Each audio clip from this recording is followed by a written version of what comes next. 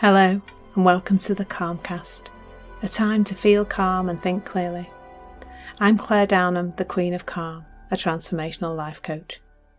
I was a burnt out head teacher who finally made the journey to calm after years of trying, and I want to prevent you from having to do the same.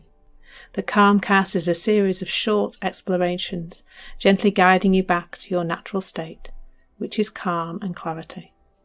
Just listen like you would listen to music, with an open mind and curiosity. There's nothing else to do. Now let's relax into today's episode. So today's episode is entitled Creating Our Own Suffering. And boy, are we good at that as human beings.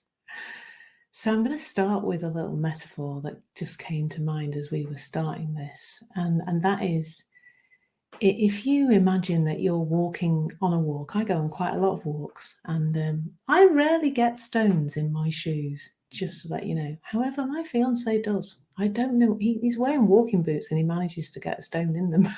Not sure how I managed to do that. He also always finds the bones in fish when we eat. I don't. Anyway, that's by the by. But imagine you're walking along and you discover that, you get a stone in your shoe. Now, you might pull with it for a little while, hoping, if I find one, I hope it's going to kind of slide to the side and go kind of under the sole a bit. But sometimes you just have to stop. And you stop and take the stone out because you know the stone is hurting your foot. And you've got, if you're doing a nice long walk, you don't want to carry on that walk with a stone jabbing into your foot for the whole walk. Just doesn't make sense to do that, does it? Of course it doesn't. And, there are other examples of times when we know that we're creating some pain for ourselves. So, I used to suffer from a dodgy back. Sometimes it gets a little bit tweaky these days, but not so much as it used to. And there were certain things I knew it wasn't a good idea to do. Bending over and picking things up, forward like that would not be a good idea. Twisting and lifting was never a good idea also. So there were lots of things that I avoided doing because I knew they were going to create that pain. And after a while, it made sense to make my back stronger by sorting my core out. But it didn't make sense to do certain things and cause myself pain. We don't as human beings, do we? We're not stupid.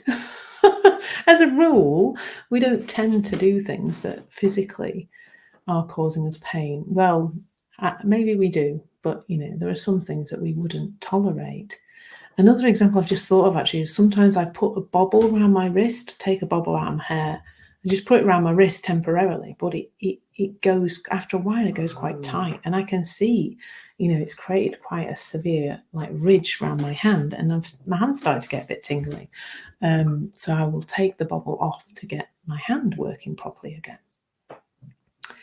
So there are lots of places in life where we as human beings will notice something that is uncomfortable, physically uncomfortable. I'm just going to stick with that for now. And we'll sort it out. We'll get rid of it. Now, that seems to work really well for our physical body because it's really obvious where the pain's coming from, isn't it? If I've got a stone in my shoe, I've no doubt that the reason I have a jabbing pain in the bottom of my foot is because of my shoe, the stone in my shoe. Now, let's talk now about our psychological suffering, our feelings of anxiety, our feelings of anger, our low mood, depression, those kind of feelings. When we experience one of those feelings, it seems there's a lot of places to look, doesn't it, for why we might be feeling bad. So we will look at the outside world. We might consider that, something terrible happened to me as a child, and I'm not underplaying terrible things that happen to children.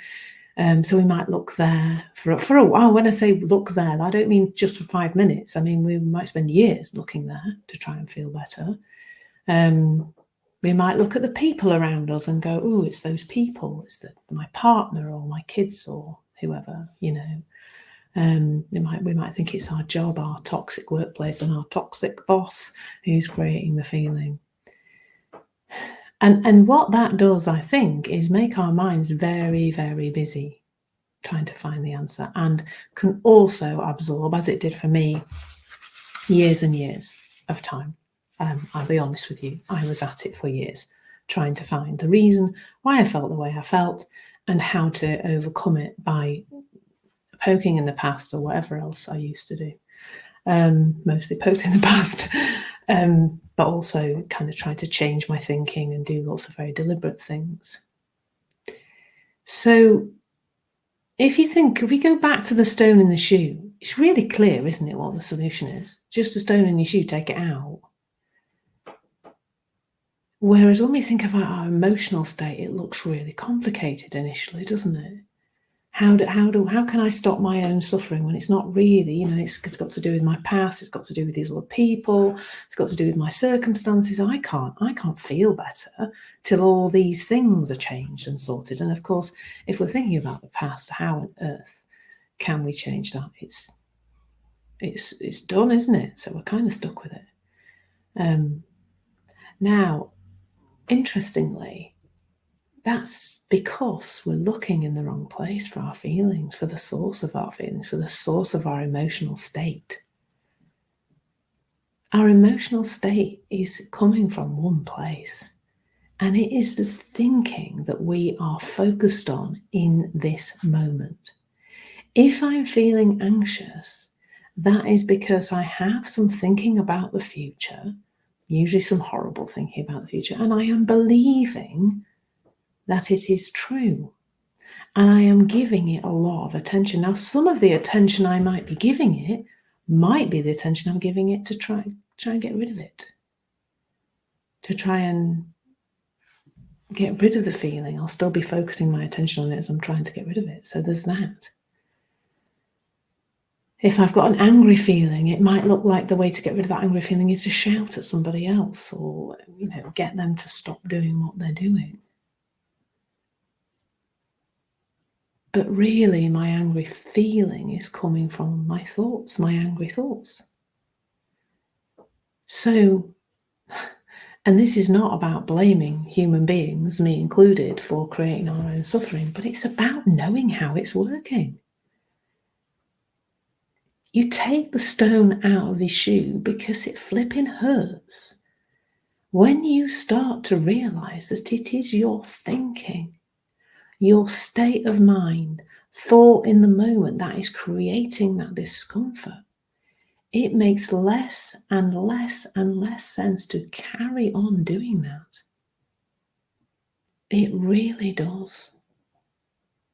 Why? Why would we carry on with the stone in our shoe when we know it's there? When you realize that when you're angry, your angry thinking is making you feel awful.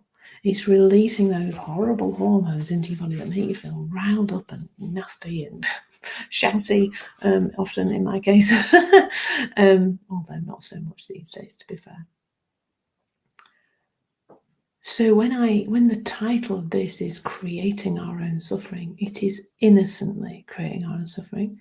Once you know that thought in the moment is creating 100% of your experience, your emotions, your feeling, it's all coming from one place. The thoughts that you have and the amount you are conscious of them. So, you know, either we are giving those thoughts loads of awareness and we're giving them energy and therefore the feeling is horrible, or we become a little more conscious. And we step back a bit and we start to become the observer of it all. And then there's more ease and there's more ability for it to pass. Human beings are creating their own suffering most of the time. Well, all of the time, actually, to be honest.